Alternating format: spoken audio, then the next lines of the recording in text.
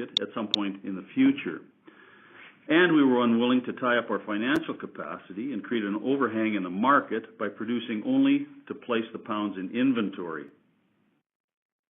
The other significant development in 2018 that I would be remiss if I didn't mention is, of course, the unequivocal win in our court case with the CRA covering the tax years 2003, 2005, and 2006.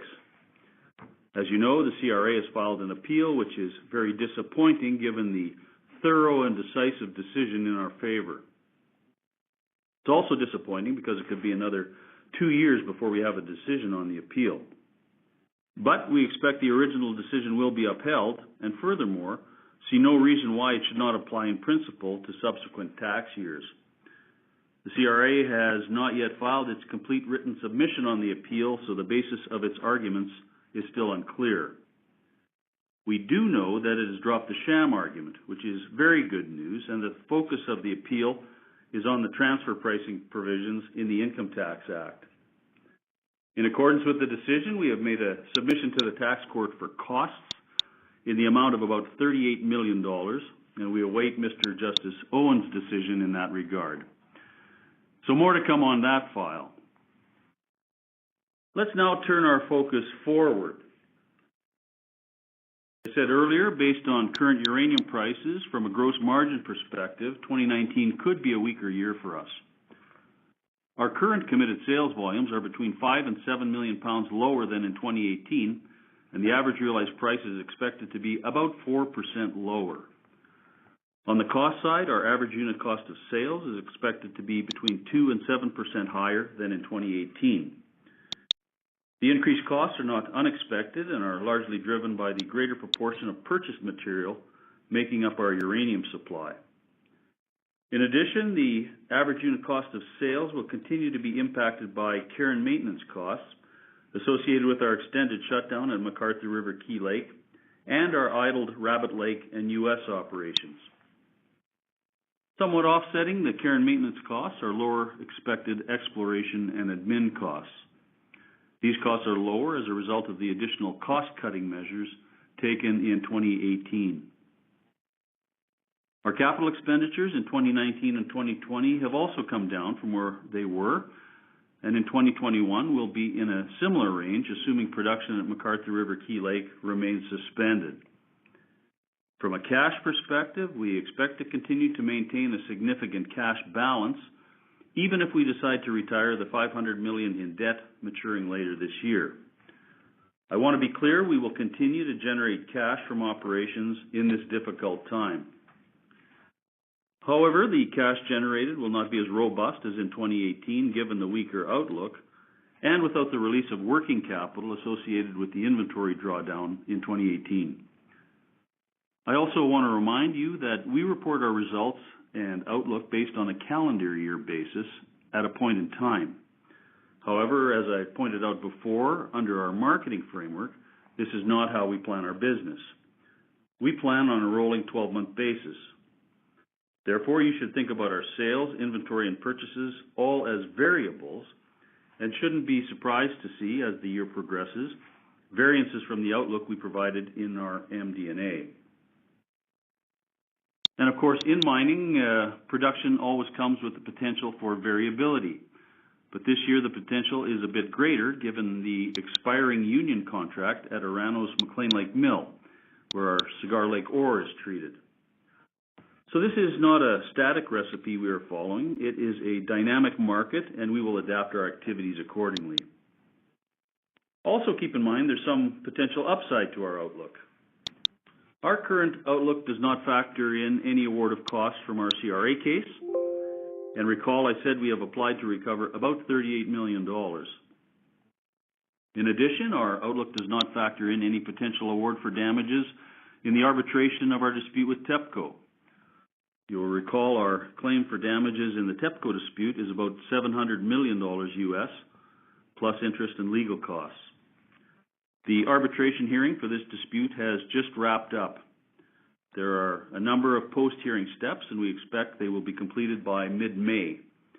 The timing of the final decision will depend on how long the arbitrators deliberate following receipt of the post-hearing submissions.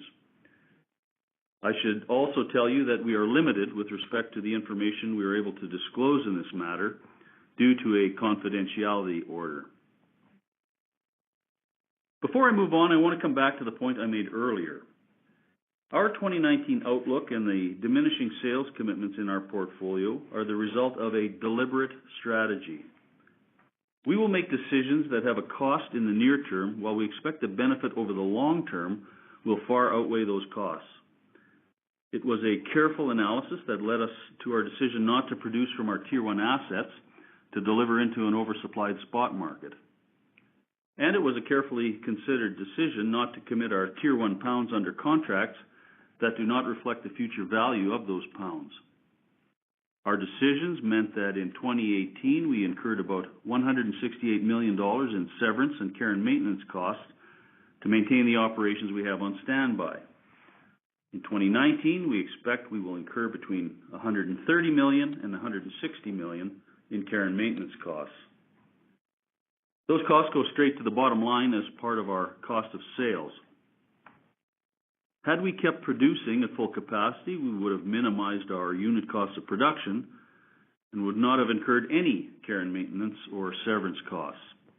However, we would still have a significant amount of cash tied up in inventory, and that inventory would be an overhang on a market that would still be in an oversupply situation. In that scenario, we would have successfully achieved a volume strategy at the expense of long-term value creation. To better understand our strategy, the actions we are taking, our results, and the future prospects for Cameco, you need to examine them in the market context in which we are operating, both near-term and longer-term. I will start with the near-term market dynamics, but I also want to spend some time on the bigger picture for nuclear energy, as that's ultimately what we are focused on. In 2018, we began to see the revival of the spot market. Today, the spot price is more than 20% higher than it was at the beginning of 2018, so spot is hot, as we like to say. This improvement was largely driven by two important market factors. One of those factors was on the supply side, and the other was on the demand side. On the supply side, there were significant supply curtailments. We saw meaningful production cuts and reductions in producer inventories, which led to an increase in demand for uranium in the spot market from producers and financial players. We saw a number of producers abandon a failed volume strategy in favor of a value strategy. In the uranium business, real value comes from term contracting. Selling material into an oversupplied spot market just delays a market recovery. These actions have helped remove excess material from the spot market. And our suspension of production at McArthur River/Key Lake, the drawdown in our inventory, and the resulting demand we have for uranium to meet delivery commitments have clearly played a role in that cleanup. So that was the first market factor contributing to the improvement. As I said, the second factor was on the demand side. In 2018, the market finally reached the point where, on an annual basis, consumption returned to pre-2011 levels. We filled in the pothole of lost demand, and that demand continues to grow. Not at a rocket ship rate, but with 50 reactors under construction, there is steady growth. I'll come back to this growth a bit later. Despite these improvements in the spot market, we will continue to proceed cautiously. In contrast to the spot market, the long-term market is best described as tentative.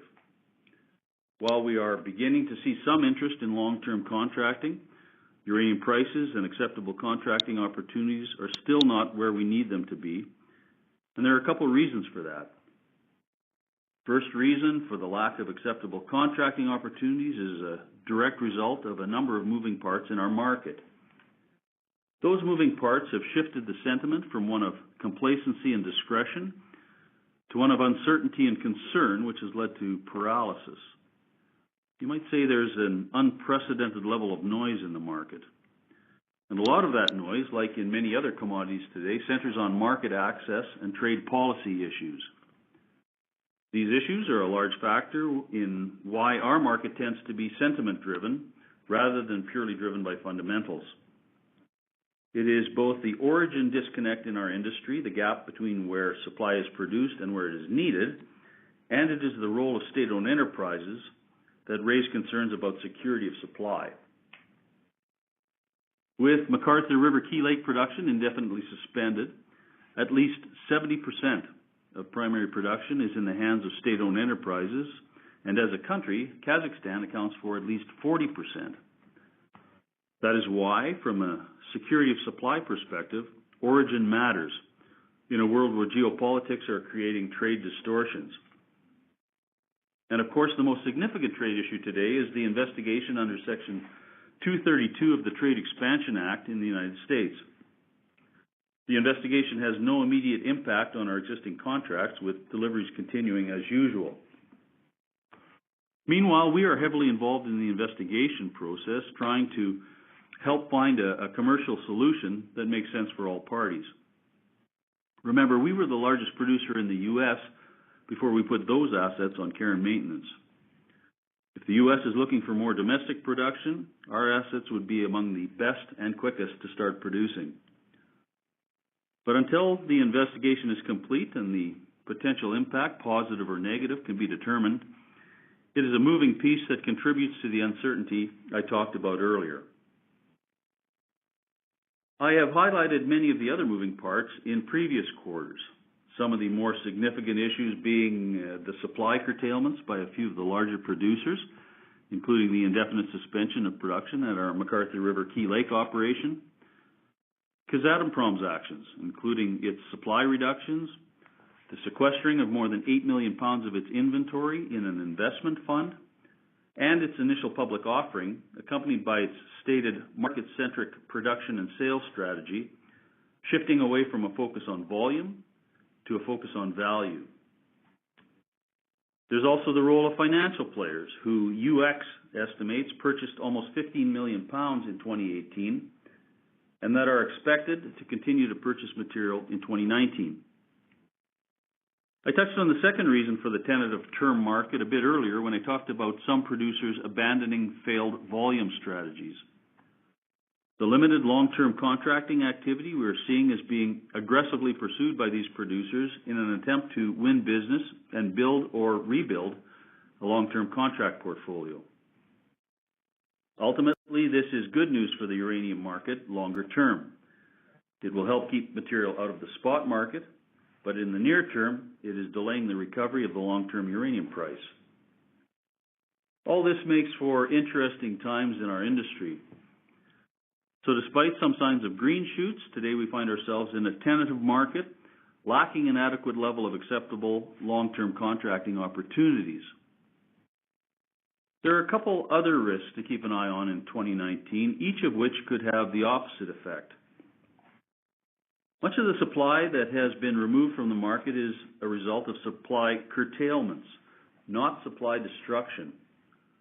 This is capacity that can come back online relatively quickly with the right market signals.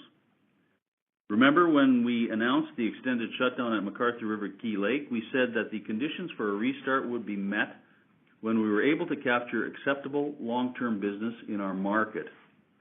Business that allows us to commit those pounds under long-term contracts. Contracts that provide an acceptable rate of return on these assets for our owners, rewarding them for their continued patience and support of our strategy to build long-term value.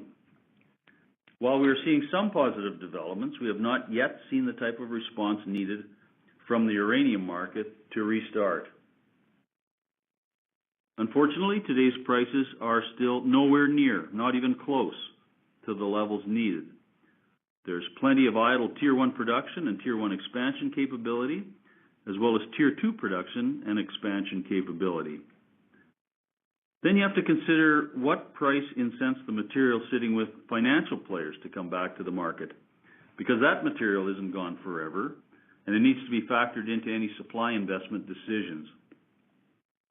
That is why, until you see our existing Tier 1 assets restarted and or expanded, and a potential home for all of the other near-term sources I just listed, investment in new growth makes zero commercial sense. Any plans or decisions to develop new supply would pose a significant risk to the uranium market recovery. Today, even the promise of supply or new investment in supply could create a headwind, which would put downward pressure on uranium prices. Earlier, I mentioned the other risk we can't lose sight of in 2019. That is the expiring union contract at Orano's McLean Lake Mill in May. With Cigar Lake supplying 18 million pounds of uranium annually to the market and our only operating mine, any labor disruption could create a significant swing in supply. Not only would production plans be impacted, there would be additional purchasing required to meet commitments, which would mean additional pressure on the spot market. And I don't raise this because I'm expecting a disruption, but really just to illustrate the importance of security of supply and how vulnerable the market could be to a supply shock. Of course, we shouldn't forget about the really big picture for nuclear either. We operate in a business where progress is not measured in weeks or quarters, but in years. And when you think about the role nuclear power can play in solving some of the world's energy problems, the future for nuclear energy is actually quite exciting. Today, we're seeing many organizations formerly opposed to nuclear power starting to recognize that there is no near-term solution to climate change and air quality issues without the use of nuclear power. With a global population of about 7 billion people, of which 2 billion have little or no access to electricity, with another 2 billion expected on the planet by 2050, electricity demand is only going to continue to grow. Within that context, what is needed is large-scale baseload electricity, that 24-hour power that makes things like healthcare, education, communication, and transportation systems possible. And when countries consider their options for clean baseload electricity, nuclear looks pretty attractive. It's an option that can provide the power they need not only reliably, but also safely and affordably, and in a way that avoids emitting greenhouse gases and avoids adding to the air pollution that plagues so many countries with developing economies. Countries like China, India, and those in the Middle East are figuring that out. That's why we are seeing these countries adding significant amounts of nuclear generation to their grids. Let's look at China, the fastest growing nuclear energy market in the world.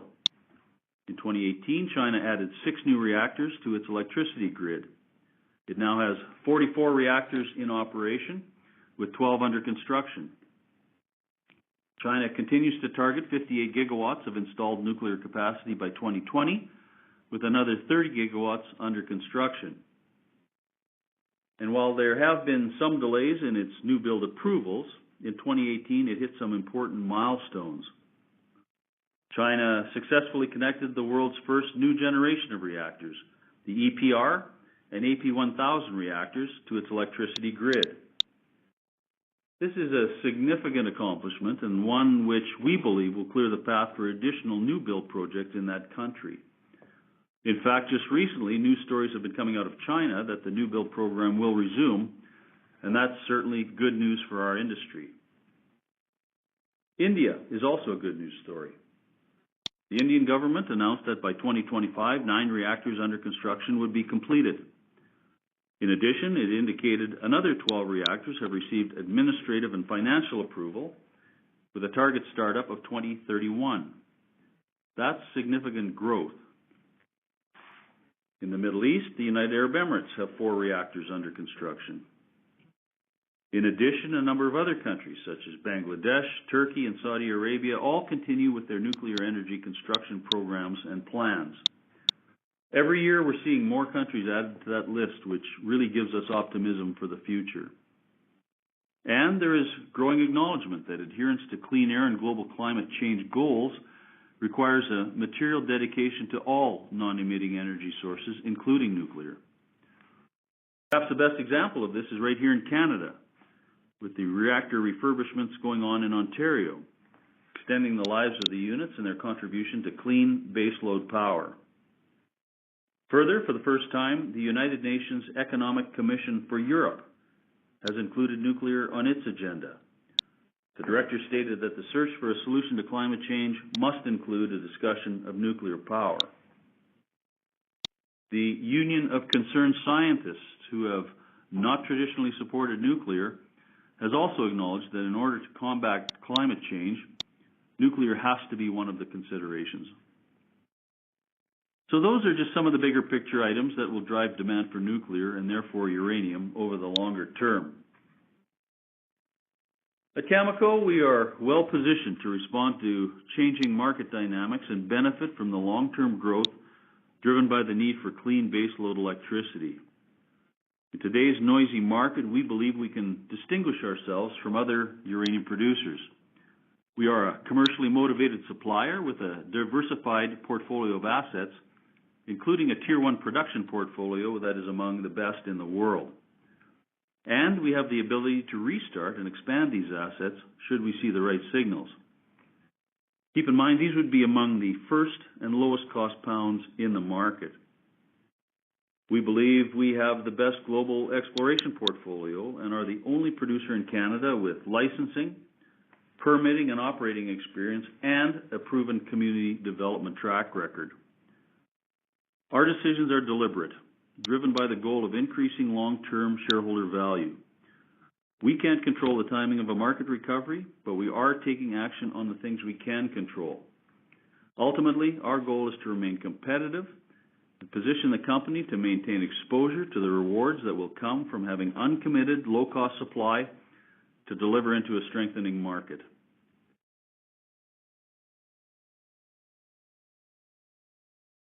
That we would be pleased to take your questions. Thank you. We will now begin the question and answer session. In the interest of time, we ask you to limit your questions to one with one supplemental. If you have additional questions, you are welcome to rejoin the queue.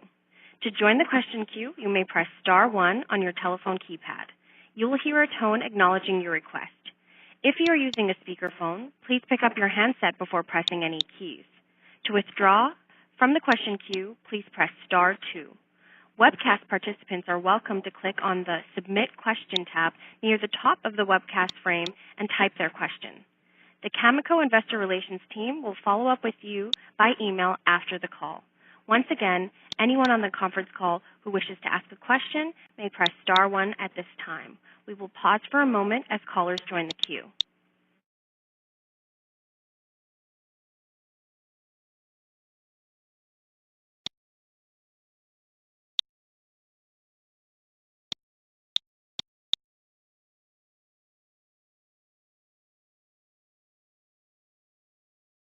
Question comes from Ralph Profiti with 8 Capital. Please go ahead, sir.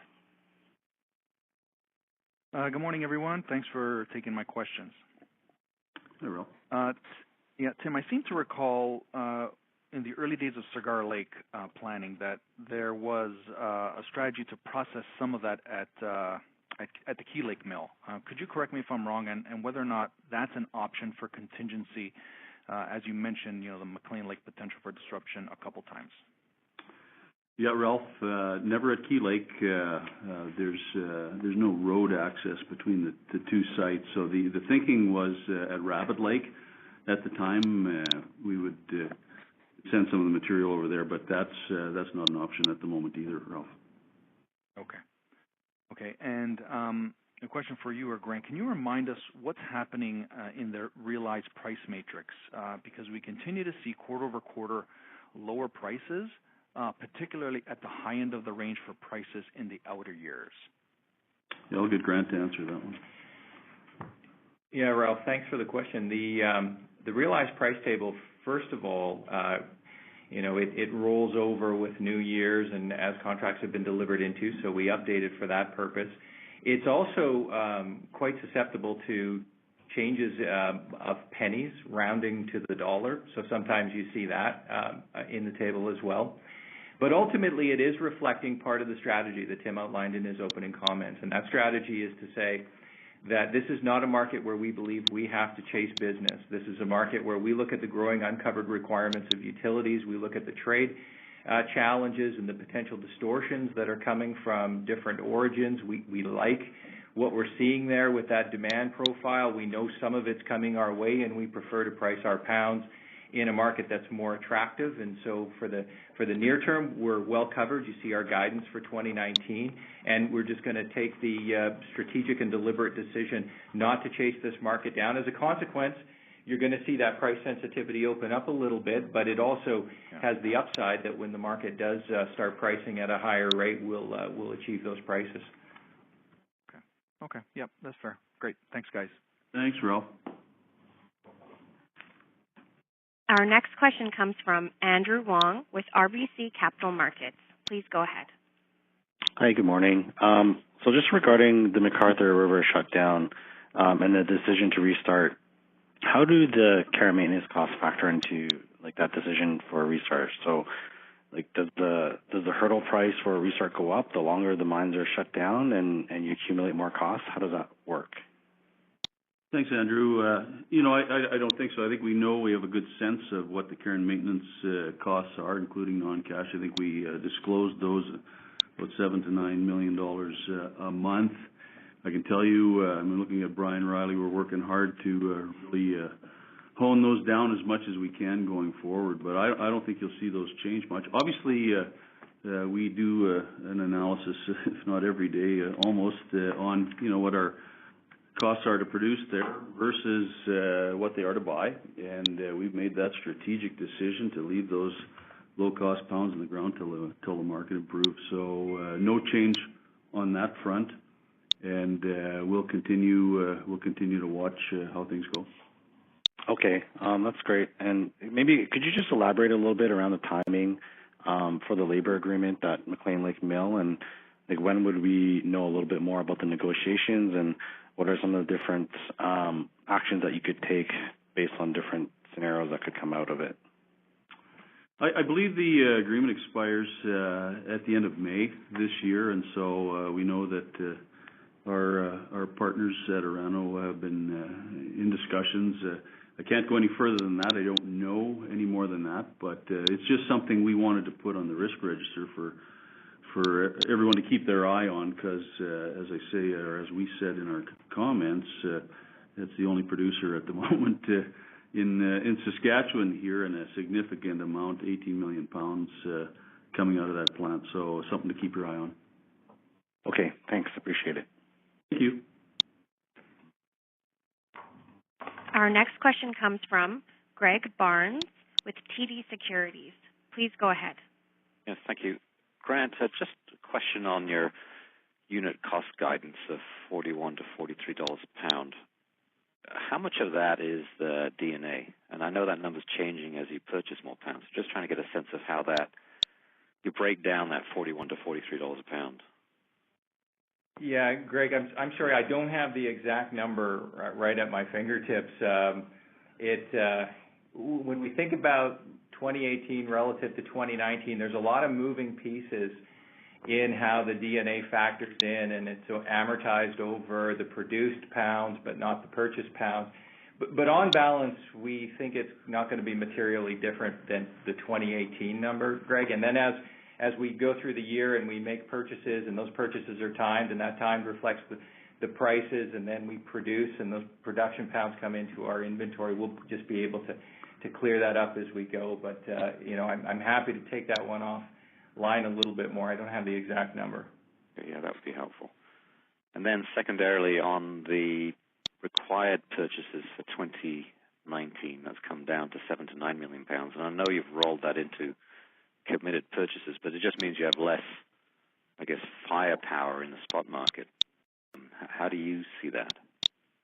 Well, keep in mind, and I think the comment that Tim made earlier was that, our guidance table is really bounded by December 31st. But of course, we don't think about the world that way. That's a kind of a meaningless date for us. So when we looked at 2019 and we were in late 2018, we started buying material for 2019 and 2018. We expect to do the same. As we go through 2019 here, as we get closer to 2020, we expect to start making purchases. So that sliding scale of purchases that we need to make, we expect to be very active in the market. All that guidance table is telling you is that that's the material we'll have to buy for deliveries by December 31st. But as we start to make purchases for early 2020 in 2019, that's going to go up. We'll just be very active in the market again this year. In fact, a lot more active than we were last year. And if I can, those required purchase commitments, are they at a specific price? How does that work, the 10 to 12 million pounds? The ones that are listed as committed have already reflected a pricing mechanism. Some of them might have been market related. Some might have been fixed. We just don't have that. We don't disclose what that breakdown is. The remainder will purchase in the market. Some will purchase on market. Some will purchase off market. We might go through brokers if that makes sense to us. It'll be the same pattern as 2018, but just a lot more activity than 2018. Okay, great. Thank you. Thanks, Greg.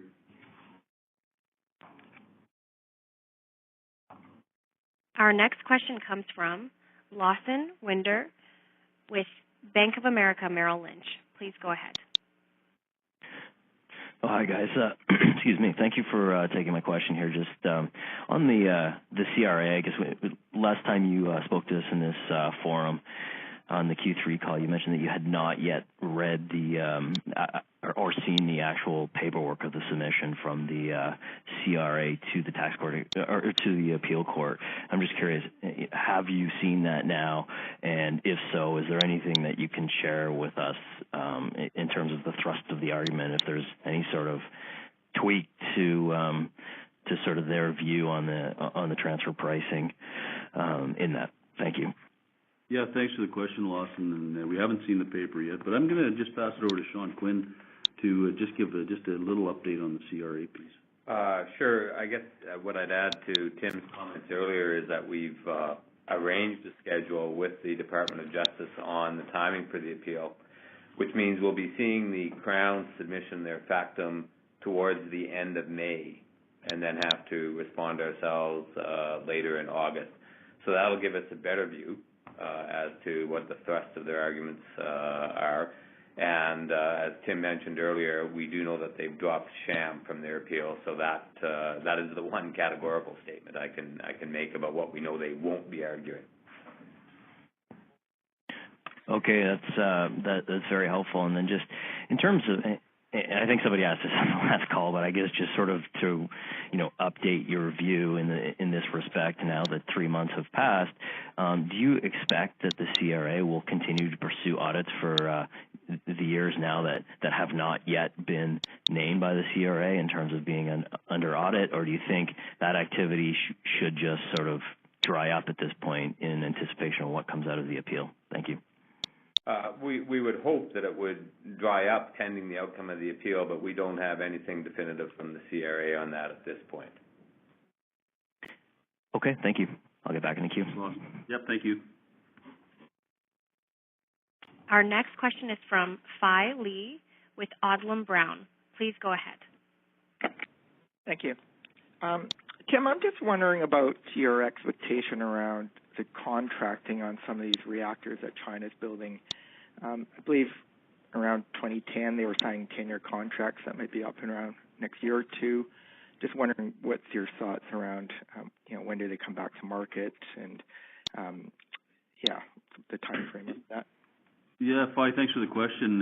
In fact, they've never left the market. They're always in the market. And you're right about the 2010 date. That was an important period of time. It was June of that month that their program was really ramping up, and you could see they had a lot of reactors under construction and coming on. And so they went out to the market and bought about 150 million pounds in almost the period of 1 month. 50 from us. I think the French sold them 50 and the Kazakhs the same. And so, and you saw what the price did. Those the good old days, as we call them. I think it ran from about $40 up to 73, 74, and then that was just before the Fukushima piece. So we've seen them constantly in the market since that, as recently as this year already. And so they never leave. They're building up strategic inventory, we think, for their fleet, which continues to grow, and so they're always around. Yeah, Tim, the only thing that I might add to that is we've actually, I think, seen a bit of a change in the overall strategy of sourcing. out of China. There was a time early on in their build-out of these reactors, which are going to run for 60 or 80 years. They have a very long life in front of them. And it was a sourcing strategy based upon a third, where they were going to source a third of their needs from domestic sources of uranium, a third from foreign assets that they owned abroad, and a third that they would buy from the market. And what we're seeing, in fact, is it's more like a half, because those domestic sources just aren't there. They seem to either not be producing at the rate anticipated perhaps early on, or they have other purposes, perhaps for fueling the nuclear Navy program and the reactors that are behind those ships. And so we're seeing the more dependence upon foreign assets abroad as well as market purchases. And even on the foreign assets abroad, I don't think have seen the performance out of those assets. You think about the Husab project and nameplate capacity at one time being 16 million pounds, and perhaps it's lower than that now. And so I think the dependence on those assets has meant that there's going to be more of a reliance upon purchases going forward. All that to say, we do expect them to still be in the market. We expect them to be part of the market, buying spot material when they can, but not left out of a contracting cycle. When you're building reactors that are going to run for 60 or 80 years, you might have a big one-time inventory, but you're not going to be left out of the run rate requirements if other people start locking them up. So we do expect that to be part of the dynamic when a term contracting cycle begins.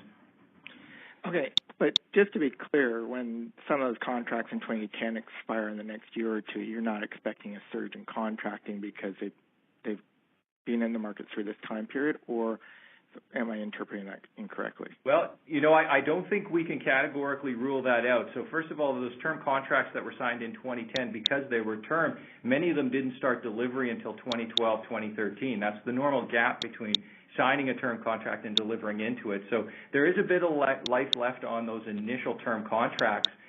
But having said that, just because there might be a little bit of life left, we don't expect to see the fuel buyers from China sitting on the sidelines during a contracting cycle, because remember, they'll want their share of that run rate volume, especially if they're reliant upon market related to a higher degree than they thought they would be. So we don't expect to see complacency there. Okay. All right. That's helpful. And the 50 reactors under construction that you got in your forecast, obviously there's some closures. What's your forecast in year planning for closures in terms of the reactors over the next whatever time period you're looking at? Yeah, I don't have that number in front of me. It's net growth, but it's net for sure. You're going to see some units going down, and I don't have that number in front of me, but we can get that to you, Flash. All right, no problem. Thanks. Thank you. Our next question comes from Brian MacArthur with Raymond James. Please go ahead.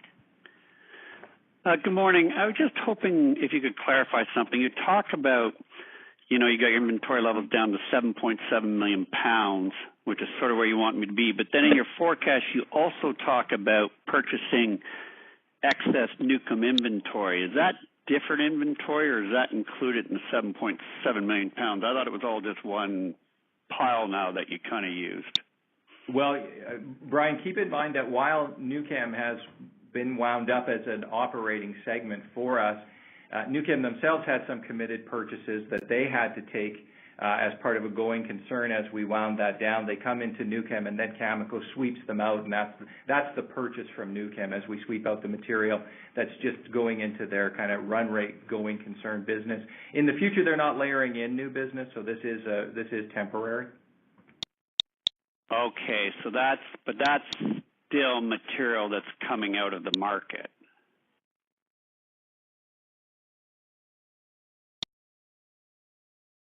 Like, there's not an extra stockpile sitting around there or something. It's a flow-through. Yeah, and a purchase commitment that was discovered a while back, and now we're just continuing to honor that book of business as it winds down. And then the future purchasing we do is through the uranium segment. Got it. Okay, that makes sense. And the second thing, just in the industry, there's been a little more chatter about GLE actually going somewhere. Can you just update us on what's actually going on there? Yeah, Brian, you'll see in the press reports from last week that an arrangement was made with us, Cameco and Silex, to take control of GLE from GE Hitachi. You know, it's and you'll see the contents of the deal. We didn't pay a whole lot up front. You know, that's a technology that we think has a future. We really do. I'm not sure when in the future, but it was just something that we didn't want to see disappear, and so we were able, among the partners, to strike a deal to take over the technology. We'll be moving it along, not at a rapid pace or not at an expensive pace, but we'll be moving it along, and so that's where it's at today. We you know, in a better market, and I joke with Grant that I was around to see the enrichment technology move from gaseous diffusion to centrifuge. We think this is the next one that's coming in the future. We just don't know when. But if prices, say, got back to 50, you reopen your Tier 1, would it have a higher capital priority than reopening, say, your Tier 2 assets? That's not even in our consideration, Brian, not at the moment. Okay, great. Thank you. Thank you. Our next question is from Oscar Cabrera with CIBC. Please go ahead. Thank you, operator. Good morning, everyone. Just wanted to ask you about Inkai. If I look at the technical report that you shared with us a couple of years ago, the production expected in 2019 is 8.3 million pounds, according to your disclosure, which is in line with that technical report, except that, you know, for 2020 and going forward, we're looking at 10.4 million pounds. So that's, you know, effectively a 2 million pound increase. And I'm just wondering how you're thinking about this extra pounds with your partners. Is it something that you know, you're thinking of bringing to the market, or should we expect that production to be flatter over the next couple of years? Yeah, Oscar, thanks for the question. You know, we're just complying with Kazakhstan and Kazatomprom, where they have directed all of the joint ventures to dial back production at their sites, and so that's what you're seeing in ours. I think we produced about 6.9 million pounds last year total. We'll probably see something similar going forward, a little bit more perhaps this year, because our subsurface rights agreement allows us to move up a bit. But you know, we're following what they're dictating on that one, and so, you know, at some point when the market improves, we would hope to get up to that level of 10. But right now we're dialed back like everyone else. Right. Thank you, Tim. And you know, your comments on the market are always helpful. Just wondering if you could provide, you know, last time you mentioned the fact that Section 232 was making people hesitant to participate in the contract market. Just wondering if you can provide an update on that, as well as if you have seen any more of that aggressive pricing you described last quarter.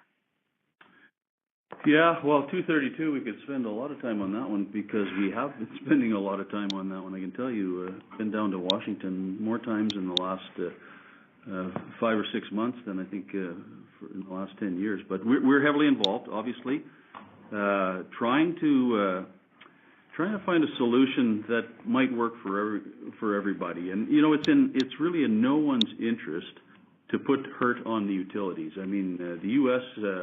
Nuclear utilities are fighting against $2-3 gas right now. You know, trying to keep their plants moving and economic, and we saw some good performance through the polar vortex. So this, you know, this idea that quotas be put in place or tariffs, we're not in favor of that. We are prepared to compete on the market with anybody, whether it's in the U.S. or anywhere. So the petitioners are still moving ahead. The 232 piece is moving ahead. You've seen a few dust-ups in the last few days between the petitioners and the utilities. You know, we're just trying to find a solution that works, so that as I say, the utilities, we're concerned for our customers that they're not put in a more difficult position than they are now. And so we'll see. I think the process, the process is still moving ahead. I understand that all comments and surveys and everything that's out there now has to be in by April because they want to stick to the timeline, which is for the Department of Commerce to give their views to the White House by April, and then there's about 90 days after that the President of the United States has to think about it and come up with a decision. So it's when I say it's frozen the market in the U.S., I think that's true. People don't know what to do, and including many of the utilities we deal with. They're just kind of waiting to see what happens there, and so that's a real wild card for 2019 that we'll see how it plays out probably in the first 6 months. Thank you, Tim. Once again, in the interest of time, we ask you to limit your questions to one with one supplemental. Our next question comes from Orest Wacadao with Scotiabank. Please go ahead. Hi, good morning. I was wondering how we should think about the potential timing for the recovery of the $300 million you have with the CRA, and whether it's reasonable to expect that could come back to you before the appeals process plays out. We'd sure like it to, Orest, but I'll let Sean talk to the niceties of that one. Sure, and as I mentioned on the one question earlier, we don't have any information from the CRA, definitive information from the CRA as to their plans in regards to future reassessment activity or what's happening with cash and letters of credit that have been paid over with respect to prior years. Okay. And then secondarily, just a clarification on Greg's earlier question, Grant, with respect to depreciation. When you say it should be similar to 2018, are you talking on a gross dollar basis or on a per pound of production basis? On a total basis. On a total basis, Horace. So dollars basis. Yeah. Okay. So then on a depreciation on a per pound produced then would go way up, I guess, to get to the same number? Well, I think our plan is for the same level of production in 2019 as we had in 2018. So the only change there would be the inventory effect on it. Yeah. Yeah, so, or he means that the same total going into the inventory bucket? Yeah, okay. And then finally, just the standby costs, 130 to 160 million. Is that all cash? No, some of it runs through. Yeah, go ahead. Yeah, so some of it is cash, but some of it is non-cash. So I think we are saying 7 of it is cash, 9, another 2 is non-cash, and that is straight line depreciation, primarily from McArthur Key items that it doesn't matter that we're not producing, we still have to depreciate it. So it's 2 buckets there. So, Orest, you can see that in that reconciliation table on page 47 of the MD&A. You can see the non-cash portion. Okay, great. Thanks a lot. Thanks, Orest. Our next question comes from Jim Ostroff with Platts. Please go ahead.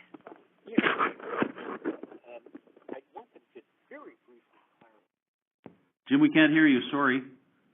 What inventory expected this year and amount of material you expect to... Sorry, Jim. Sorry.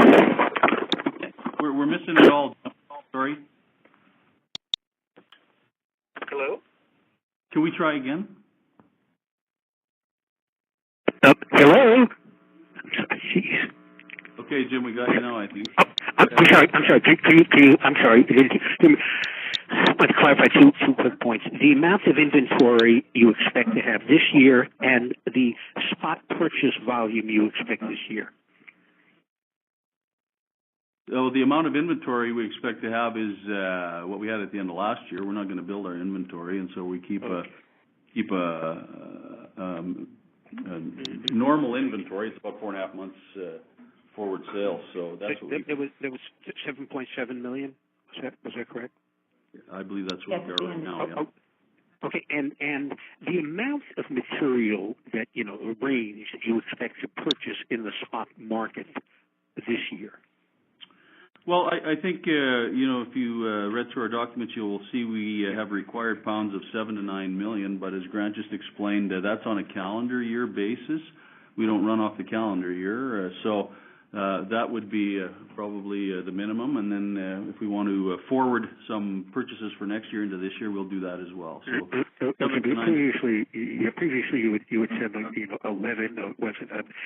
11 million pounds.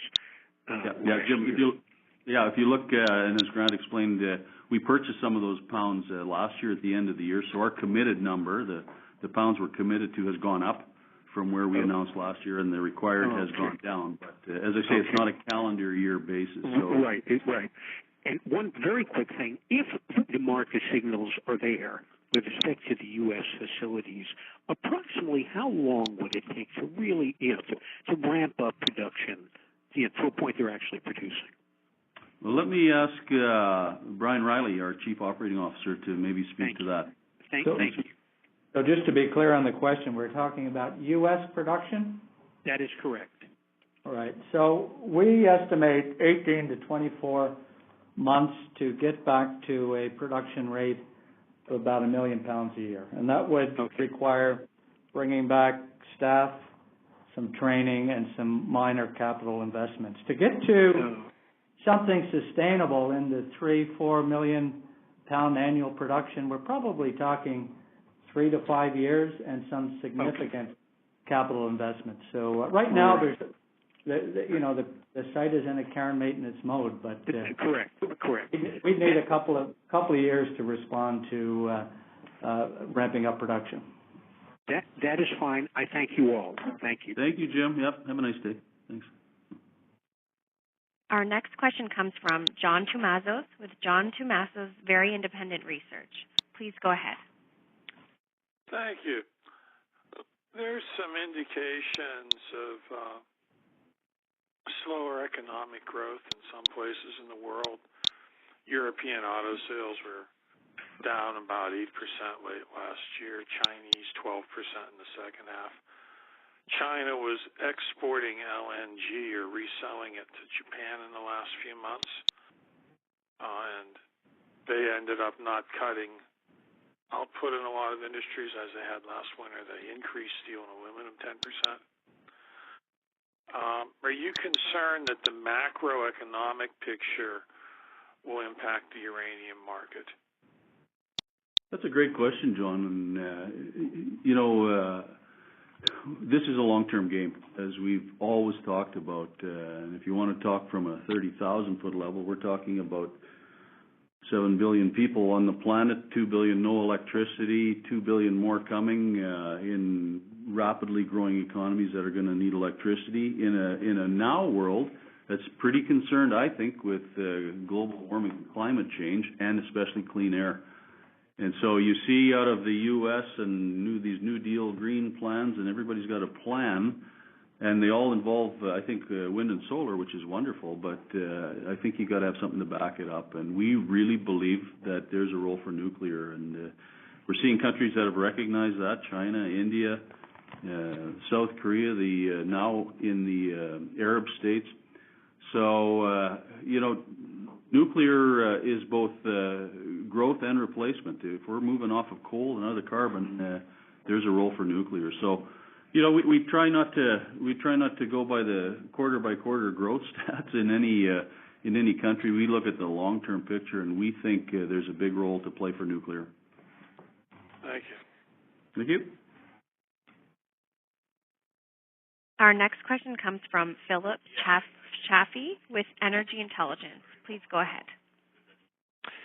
Hi, Tim. Thanks for taking my question. I just had quick follow-ups on those GLE questions. The first, I'm just curious if you see this as an enrichment play or as a uranium play, particularly this prospect of the tails re-enrichment plant at Paducah. And then secondly, as part of that deal, it sounds like there's this option for CAMECO to increase its stake to 75% in GLE.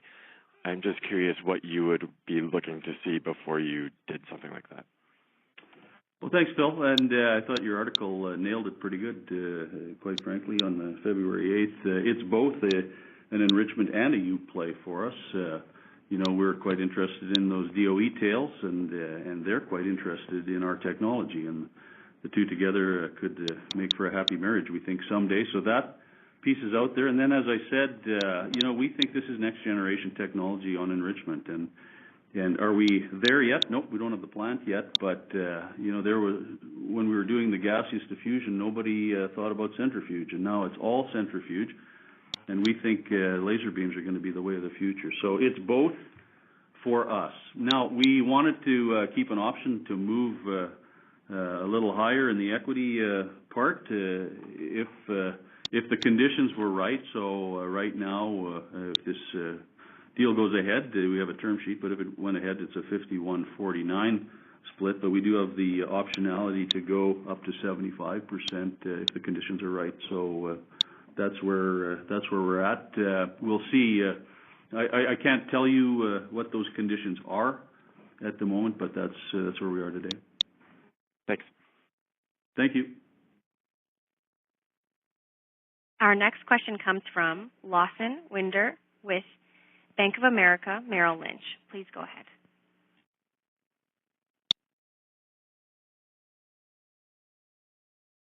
Lawson, are you there?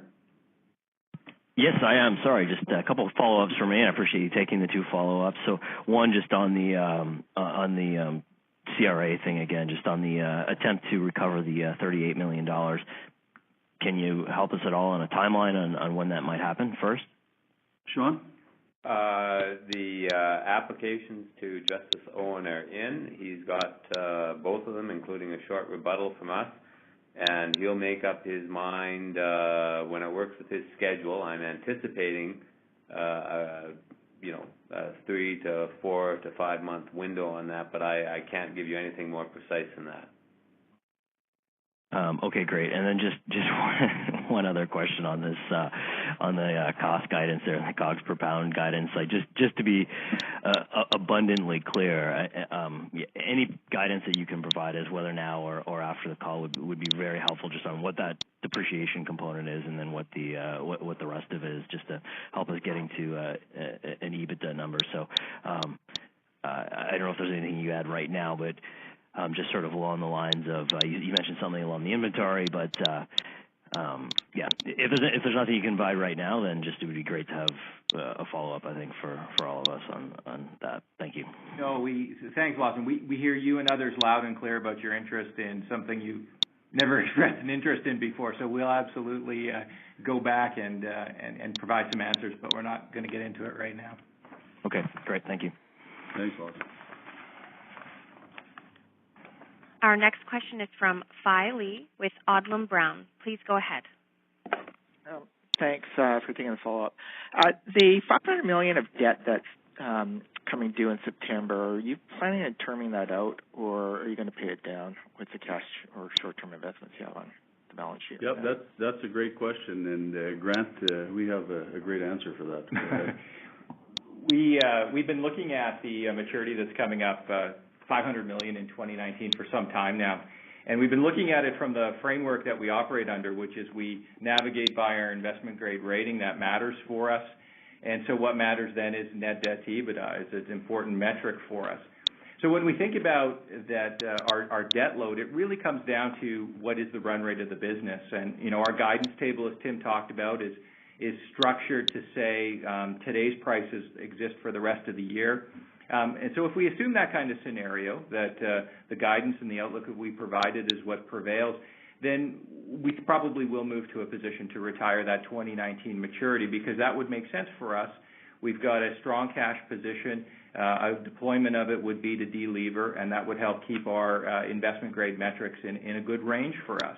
If, on the other hand, we start to see a market that begins to improve, a market that starts to recognize the need to incent uranium, and we start to see better prices, which are not only flowing through our committed sales portfolio, and therefore we're getting the earnings and the cash flow uptick from that, but also prices that are sufficient to layer in new business, the type of new acceptable term contracts that we need in order to contemplate a restart of MacArthur. And if those two things are happening between now and the middle of the year, when we'll have to make that final decision, well, then maybe we won't have the same view to delever, and in fact, we would just roll over the 2019 maturity at that point. So it really is going to come down to what the market is offering us through the first half of this year, what we're seeing, what the prospects are, and really based upon the run rate. So things like, and they've come up a few times in this call, things like, if we ever saw a way to have the CRA release the $300 million, well, that's a one-time event. That's not a run rate event. And a positive decision on TEPCO, that's a one-time event, not a run rate. So it really will come down to the run rate of the business. Watch that. We'll update it again in Q1, what our plans are. We'll have a good sense of how the market is evolving through the year. So that's the framework that we look at, and it really pivots around this view that we self-manage risk and we navigate by our investment-grade rating. Okay, that's helpful. And if you do decide to pay it down, are the short-term investments available to pay? Can you use those proceeds to pay off the debt or partially pay it off? Yes. Okay, thank you. Thanks, Mike. This concludes the question and answer session. I would like to turn the conference back over to Tim Gitzel for any closing remarks. Okay, well, thank you very much, operator. And with that, I just want to say thanks to everybody who joined us today. 2018 was an eventful year, and we expect nothing less in 2019. So we appreciate your interest and your support, and let me assure you that we will continue to manage effectively through this, what we call a noisy market, and make the decisions necessary to keep the company strong and viable for the long term. So with that, thank you, everybody, and have a great day. This concludes today's conference call. You may disconnect your lines. Thank you for participating, and have a pleasant day.